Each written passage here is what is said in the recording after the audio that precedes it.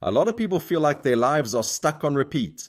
The same kinds of mistakes, the same kinds of people, the same outcomes, only the setting changes. They assume they're missing knowledge, missing motivation, missing luck, but the truth is often simpler and more uncomfortable. They're not seeing the pattern that's repeating right in front of them.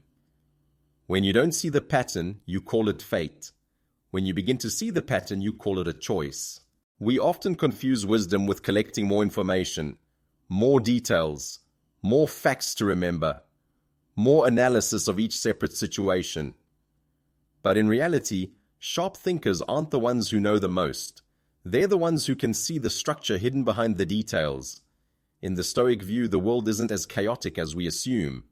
Human behavior, familiar emotions, repeated failures, success arriving in the same patterns, all of it moves according to recognizable loops. And here's the surprising truth. You're not stuck because you lack new data. You're stuck because you keep looking at old data from the same height. Progress doesn't come from gathering more information. It comes from stepping back far enough to see what's repeating and why. There's a shared trait among people who see what's coming before everyone else even understands what's happening. They don't stand out because they know more. They stand out because they don't get dragged into details.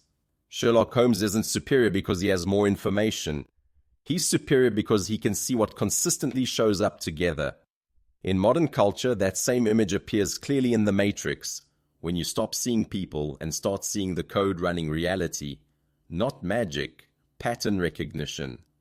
A lot of people only truly mature in their thinking when random stops being random. They look back and realize they always procrastinate through the same script. They always get tense before the same kind of decision. They always clash with the same kind of person. And at that point, the problem is no longer each separate event. The problem is this: the behavioral pattern was never named. To do this with clarity, use a simple framework, but a sharp one. Observe, compare, name, predict. First, observe. Record what happened. No judgment, no excuses. Next, compare. What stays the same across different moments? Then name the pattern. Not vague, not blaming. I tend to avoid things when pressure rises. I make rushed decisions when I feel uncertain. And finally, predict. If this pattern continues, what happens next? The moment you can predict it, you're no longer a victim of circumstances. You're standing above them. The application is practical. Today, choose one repeating issue in your life.